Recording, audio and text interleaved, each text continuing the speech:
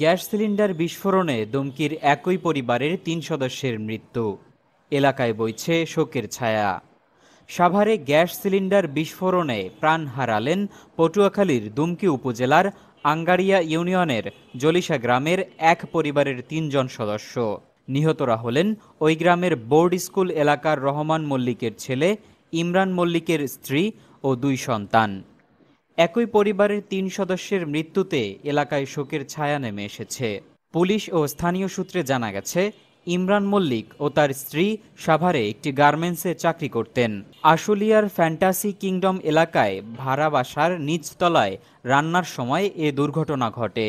গত ২৮ আগস্ট সকালে রান্না করতে গিয়ে দগ্ধ হন রোকেয়া বেগম ও তার ২ সন্তান রেদওয়ান ও খাদিজা। পরে তাদের উদ্ধার করে ঢাকা মেডিকেল কলেজ হাসপাতালে ভর্তি করা হয়। পরদিন রোকেয়া ও রেদওয়ান মারা যান। সর্বশেষ গত ৬ সেপ্টেম্বর শনিবার শেরেবাংলা মেডিকেল কলেজ হাসপাতালে মারা যায় খাদিজা। স্থানীয় বাসিন্দা জাহিদ খান বলেন, ঘটনাটি অত্যন্ত মর্মান্তিক। চিকিৎসা করতে গিয়ে পরিবারটি অনেক টাকা খরচ হয়েছে। সরকারের পক্ষ থেকে তাদের পাশে দাঁড়ানো উচিত। আঙ্গারিয়া ইউনিয়ন পরিষদ সদস্য সৈয়দ বাদল হোসেন বলেন, ইউনিয়ন পরিষদ থেকে আলোচনা করে যতটুকু সম্ভব এই পরিবারের পাশে দাঁড়ানোর চেষ্টা করা হবে। পাশাপাশি এলাকার বিত্তবানদেরও এগিয়ে আসা দরকার।